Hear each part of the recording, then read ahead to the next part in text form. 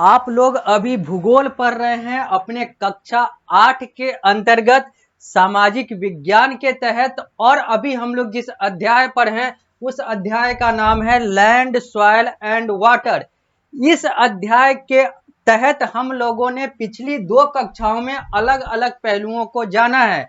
हम लोगों ने यह भी देखा है कि रिसोर्सेज के तौर पर लैंड, सॉइल एंड वाटर का क्या महत्व है और ये लोग क्या क्या स्थान रखते हैं। पिछली 2 कक्षा में हम लोगों ने लैंड रिसोर्सेज के बारे में पूरा समझा। मैंने पूरा बताया कि लैंड रिसोर्सेज के कौन कौन से पहलू हैं। उसके बाद हम लोग सॉइल रिसोर्सेज पे भी आ चुके थे और हम लोगों ने सॉइल रिसोर्सेज के भी अलग अलग पहलुओं की बात की थी। मैं द मोहित श्रीवास्तव आप सभी लोगों का सामाजिक विज्ञान शिक्षक इस कक्षा को आगे बढ़ाता हूं। इस अध्याय को इस कक्षा के माध्यम से आगे बढ़ाते हुए सबसे पहले इस कक्षा में बात करता हूं सॉइल इरोजन का। सॉइल इरोजन होता क्या है, क्योंकि अभी हम लोग जो हैं वो किस टॉपिक के तहत पढ़ाई कर रहे हैं, तो सॉइल रिसोर्सेज के तहत। हम लोगों ने लैंड रिसोर्सेज देख लिया, अब हम लोग सॉइल रिसोर्सेज देख रहे हैं। और सॉइल रिसोर्सेज जब खत्म होगा तो वाटर रिसोर्सेज आएगा और वाटर रिसोर्सेज के साथ ही हमारा यह अध्याय समाप्त हो जाएगा। तो अभी हम लोग सॉइल रिसोर्सेज के तहत हर वो पहलू देख रहे हैं जो कि आप लोगों को पीएसबीआई के पाठ्यक्रम और पारस प्रकाशन के पुस्तक के अनुसार देखना है। यह जो सामने डिजिटल फॉर्म में स्मार्ट बोर्ड पर दिख रहा है, यह पारस प्रकाशन का डिजिटल फॉर्मेट है और यह पृष्ठ संख्या 12 है, जो कि आप अपने पारस प्रकाशन के पुस्तक में भी देख सकते हैं। बात करते हैं सॉइल इरोजन का। कह रहा है when the top soil cover is washed away by natural and human factor it is termed as soil erosion. Soil erosion का मतलब क्या है कि जब टॉप सॉइल कवर यानी कि मिट्टी का ऊपरी कवर, ऊपरी परत जो है वो प्राकृतिक या फिर मानव पहलुओं के कारण से, मानव कार्यों के कारण से वॉश्ड आउट हो जाता है, बह जाता है, हट जाता है, तो इसी टर्म को सॉइल इरोजन कहते हैं।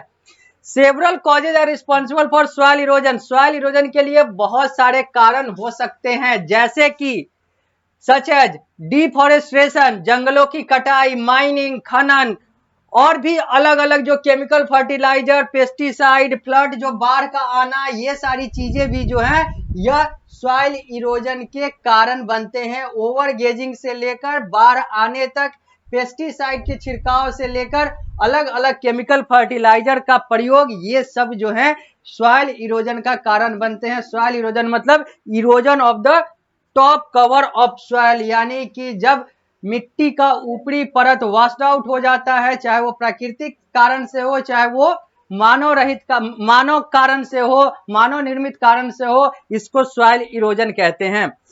अब बात करते हैं सॉइल कंजर्वेशन का। सॉइल कंजर्वेशन का अर्थ क्या होता है? तो सॉइल कंजर्वेशन का मतलब होता है सॉइल को यानी कि मिट्टी को संरक्षित रखना, रक्षित रखना, कंजर्व रखना। लिख रहा है there are several method to conserve the soil. बहुत सारे तरीके हैं सॉइल को कंजर्व करने के लिए, क्योंकि हम लोगों ने पिछली कक्षा में बात की थी कि सॉइल को फॉर्म होने में हजारों और लाखों वर्ष लग जाते हैं। इसलिए यह हम लोगों की जिम्मेवारी है कि सॉइल को सही तरीके से, मिट्टी का सही तरीके से प्रयोग किया जाए, ताकि ये जो है वो समाप्ति के कगार पर न जाए। आज हम ही लोगों ने ऐसा वातावरण बना दिया है कि आज हम लोगों को पानी तो दूर की बात हो गई, छोटी बात हो गई, आज हम लोग को हवा तक खरीद कर सांस लेना पड़ रहा है। आगे बढ़ते हैं तो लिखा हुआ है there are several method to conserve the soil. Soil को कंजर्व करने के बहुत सारे तरीके हैं। In hilly area terrace farming and contour ploughing should be follow to check the overflow of soil along with the rain water harvesting. Both these method would reduce the loss of soil also. अब अगर हम hilly area की बात करें, अगर हम पहाड़ी area की, पहाड़ी क्षेत्रों की बात करें, तो अलग अलग जगह पर जो फार्मिंग है, जो कृषि है, छत पर की पौधा लगाना, छत पर किसी भी चीज की फार्मिंग करनी जो वहां पर उपयुक्त हो, या फिर कुछ इस तरीके से सिंचाई करना, इस तरीके से बुआई करना जिससे मिट्टी का कम प्रयोग हो, मिट्टी का अच्छा प्रयोग हो, ये सारे तरीके हैं जो कि एक बेहतर तरीका माना जा सकता है सॉइल कंजर्वेशन का। यानी कि सॉइल को कंजर्व करने के लिए टेरेस फार्मिंग की बात करें, काउंटर प्लॉगिंग की बात करें, शेल्टर बेल्ट की बात करें, इन सारे चीजों की, स्ट्रिप क्रॉप की बात करें, ये सारी चीजें जो है मददगार साबित होती है सॉइल को कंजर्व करने में, क्योंकि इन सारे चीजों में सॉइल का प्रयोग जो है कम होता है या फिर ऑप्टिमम होता है। ऑप्टिमम का मतलब होता है कि उतना सॉइल का हम मैक्सिमम उपयोग करते हैं जिससे उससे मैक्सिमम आउटपुट यानी कि ज्यादा से ज्यादा उससे आउटपुट लिया जा सके, उससे लाभ लिया जा सके। आगे, a strip of grass in the field can check the flow of soil. Shelter belt is a line of tree which act as a wall and protect the soil. यहाँ पे वही चीज कहा जा रहा है कि अलग अलग जो कंसेप्ट है। शेल्टर बेल्ट का मतलब क्या है, बहुत सारे पेड़ एक साथ लगे हुए रहते हैं, दीवार के तौर पर काम करते हैं मिट्टी के, ताकि मिट्टी का बहाव जो है वो नाम मात्र का हो, कम हो, ठीक रहे। इसी तरीके से और भी बहुत सारे तरीके हैं जिससे हम लोग सॉइल को कंजर्व कर सकते हैं। Planting of A small plant, अगर हम छोटे छोटे प्लांट को डिजर्ट एरिया में लगाएं तो इससे भी जो मिट्टी का बहाव है, जो बालू का बहाव है वो रुकता है, वो जो सॉइल है वो सही तरीके से कंजर्व होता है, हो सकता है। अब आगे बात करते हैं, हम लोगों ने सॉइल इरोजन और सॉइल कंजर्वेशन की बात कर ली, अब हम लोग सॉइल होरिजन की बात करेंगे। होरिजन का मतलब लेयर होता है, लेयर को हिंदी में परत कहते हैं। सॉइल होरिजन का कंसेप्ट क्या कहता है, कह रहा है soil is formed at different layer और होरिजन। सॉइल जो है ये अलग अलग परतों पर पैदा होता है या बनता है। Soil profile refer to the different layer of soil. There are 4 distinct layer of soil formation. Soil formation के 4 अलग अलग लेयर हैं, 4 अलग अलग परत हैं। टॉप सॉइल, सब soil, partly weathered rock and bed rock और पेरेंट रॉक। यहाँ पर 4 तरह के लेयर हैं सॉइल के। एक है टॉप सॉइल, एक है सब सॉइल, एक है पार्टली वेदर्ड रॉक और एक है पेरेंट रॉक। पेरेंट रॉक को हम लोग बेड रॉक भी कहते हैं।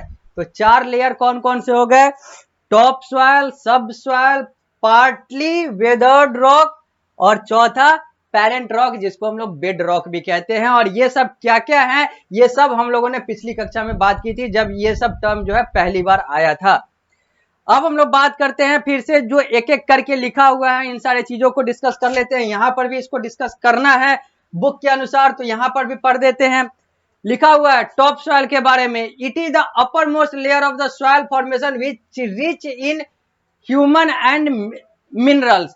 यहां पर क्या है, तो टॉप सॉइल नाम से क्लियर है कि ये सॉइल का, मिट्टी का सबसे ऊपरी परत है जहां पर खनिज और ये सारी चीजें जो है भरपूर मात्रा में रहती है। इट सपोर्ट्स प्लांट लाइफ, यहां से जो पेड़ पौधे हैं उसका भी जीवन जो है, जीवन की उत्पत्ति भी यहाँ पे इस सॉइल के द्वारा सपोर्ट किया जाता है। यानी कि इस सॉइल के आधार पर प्लांट का लाइफ भी डिटरमाइन होता है, निर्धारित होता है। It consist of sand, silt and clay.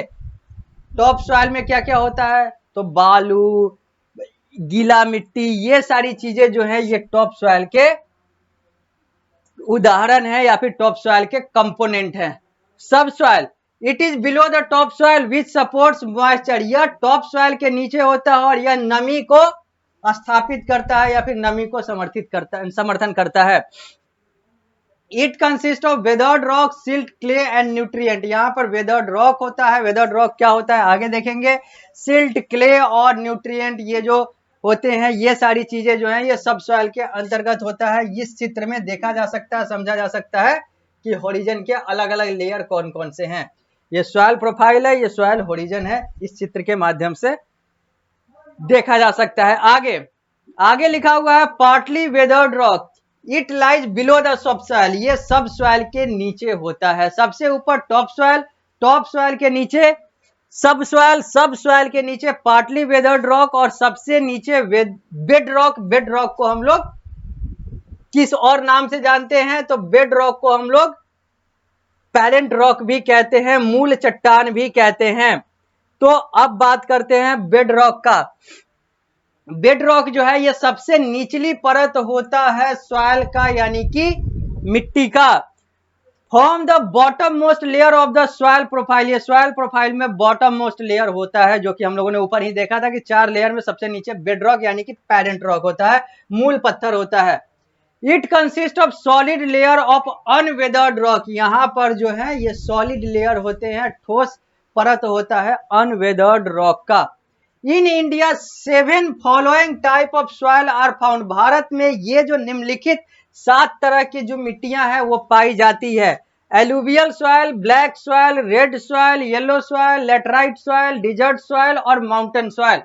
ये 7 तरह के सॉइल हैं, 7 तरह की मिट्टियां हैं, 7 टाइप्स ऑफ सॉइल हैं जो कि इंडिया में, भारत में पाया जाता है। फिर से पढ़ देते हैं सातों का नाम। पहला अलुवियल सॉइल, दूसरा ब्लैक सॉइल, तीसरा रेड सॉइल, चौथा येलो सॉइल, पांचवा लैटराइट सॉइल, छठा डिजर्ट सॉइल और सातवां माउंटेन सॉइल। अब आगे बढ़ते हैं, बात करते हैं एलुवियल सॉइल का। Alluvial soil is found by the deposition of sediment brought by the river. Alluvial soil is very fertile soil. Wheat, cotton, sugarcane, rice etc. can be cultivated. Alluvial soil क्या है? तो ये बहुत ज्यादा उपजाऊ मिट्टी होता है। यह कहां से आता है? तो इसका जो जन्म है वो नदी यानी कि नदी के पानी, रिवर से जुड़ा हुआ इसका जो उत्पन्न जो ये होता है, जो ये फॉर्मेशन होता है एलुवियल सॉइल का, इसका जो ओरिजिन है वो रिवर से जुड़ा हुआ है और यह बहुत ज्यादा फर्टाइल होता है, बहुत ज्यादा उपजाऊ होता है। चाहे गेहूं की बात करें, चाहे कपास की बात करें, चाहे ईख की बात करें या चावल की बात करें और अलग अलग चीजों की बात करें, वो एलुवियल सॉइल पर ही पैदा होते हैं। Alluvial soil is found in India in the northern plain and coastal plain of India. Bharat में एलुवियल सॉइल कहां पर? तो उत्तरी और कोस्टल एरिया में पाया जाता है। Alluvial soil near the river is called khaddar and it is new soil. जो एलुवियल सॉइल नदी के किनारे होता है उसको हम लोग KHADAR खदर कहते हैं और यह एक नया सॉइल होता है, नया मिट्टी होता है। Bangar is found away from the river and is old, जबकि जो BANGAR वाला जो कंसेप्ट है वो नदी से दूर और पुराना होता है और जो KHADAR वाला कंसेप्ट है ये नदी के पास और नया होता है। खदर एंड बंगार ये दोनों जो है एक दूसरे के अपोजिट हैं और ये दोनों एलुवियल सॉइल के हिस्से हैं। अब हम लोग पृष्ठ संख्या 13 पर आते हैं। इस भारत के मानचित्र में इंडिया के सॉइल को समझा जा सकता है, देखा जा सकता है और इस मानचित्र में बताया गया है कि कौन सा सॉइल भारत में किधर पाया जाता है। अलग अलग यहाँ पर रंग के माध्यम से अलग अलग मिट्टियों को दिखाया गया है इस भारत के मानचित्र में। डिजर्ट सॉइल का यह कलर है तो इस कलर से लेटराइट सॉइल डिसाइड किया गया, डिफाइन किया गया हुआ है। तो ब्लैक सॉइल को बताना या फिर निर्देशित करने वाला जो रंग है वो अलग है। तो अलग अलग रंगों के माध्यम से अलग अलग मिट्टियों को यहाँ पर भारत के मानचित्र पर दिखाया गया है, जहां पर समझाया गया है कि भारत में कहां पर कौन सी मिट्टी पाई जाती है। अब एलुवियल सॉइल के बाद अब हम लोग आते हैं ब्लैक सॉइल पे। It is formed from the weathering of igneous rock. Black soil is found in northwest peninsular plateau and especially in the part of Maharashtra, Gujarat, Madhya Pradesh. This soil is good for cotton. जो black soil है ये cotton यानी कि सूत, इन सारे चीजों के लिए, कपास, इन सारे चीजों के लिए लाभदायक होता है, अच्छा होता है और यह इग्नियस रॉक के द्वारा माध्यम से पाया जाता है, बनाया जाता है, फॉर्मेशन होता है। और ब्लैक सॉइल जो है भारत के नॉर्दर्न और कहे तो नॉर्थ वेस्ट एरिया में पाया जाता है, जैसे कि महाराष्ट्र, गुजरात और मध्य प्रदेश, 3 वो भारतीय राज्य हैं जहां पर ब्लैक सॉइल जो है वो प्रचुर मात्रा में पाया जाता है। अब हम लोग आते हैं red and yellow soil. Red and yellow soil are found from the weathering of igneous and metamorphic rock. हम लोगों ने देखा कि ब्लैक सॉइल, एलुवियल सॉइल कहां से फॉर्म हो रहा है? तो रिवर के कारण से। ब्लैक सॉइल जो है वो इग्नियस रॉक के कारण से, जबकि रेड एंड येलो सॉइल जो है वो इग्नियस और मेटामॉर्फिक रॉक दोनों के कारण से फॉर्म कर रहा है। These soil are found in south and east part of peninsular plateau. ये जो है ये दक्षिणी और पूर्वी भाग में पाया जाता है यह मिट्टी. Laterite soil, these are formed by intense leaching on the tropical region due to heavy rainfall and bright sunshine. बहुत ज्यादा बारिश और चकाचौंध वाला सूरज की रोशनी के कारण से लेटराइट सॉइल का फॉर्मेशन होता है और ये इनफर्टाइल सॉइल होते हैं, यानी कि यह अउपजाऊ मिट्टी होता है. Desert soil, these soil are found in Rajasthan and Gujarat. नाम से ही क्लियर है कि डिजर्ट सॉइल का मतलब है वैसे मिट्टी जो मरुस्थल में पाए जाते हैं. भारत के अगर मरुस्थल क्षेत्र की बात करें तो राजस्थान और गुजरात का कच्छ हो या राजस्थान का जैसलमेर हो, ये सब जो है बाड़मेर हो, ये सब जो है ये मरुस्थल के तौर पे जाने जाते हैं और यहीं पर डिजर्ट सॉइल पाया जाता है. Mountain soil, this soil are found in the Himalaya region and hill slope. जब डिजर्ट सॉइल डिजर्ट में पाया जाएगा तो माउंटेन सॉइल तो माउंटेन रीजन में पाया ही जाएगा, पहाड़ी एरिया में पाया ही जाएगा, हिमालय वाले क्षेत्र में पाया ही जाएगा. With forest region this soil is formed due to the decaying of the organic matter. Organic matter के डिकम्पोजिशन, गलने और इन सारे चीजों के कारण से माउंटेन सॉइल का फॉर्मेशन होता है. This soil rich in humus but less fertile. ये भी जो है यह कम उपजाऊ होता है. नमी तो होती है लेकिन उपजाऊ यानी कि फर्टिलिटी जो है वो कम होता है. जबकि डिजर्ट सॉइल भी कम फर्टाइल होता है, माउंटेन सॉइल भी कम फर्टाइल होता है, लेटराइट सॉइल तो लगभग इनफर्टाइल ही होता है. रेड एंड येलो सॉइल जो है वो फर्टाइल होता है, ब्लैक सॉइल जो है वो फर्टाइल होता है और सबसे ज्यादा फर्टिलिटी जो है वो एलुवियल सॉइल में होता है. ऐसा हम लोगों ने देखा. अब इसी के साथ हम लोगों का सॉइल रिसोर्सेज कंप्लीट होता है.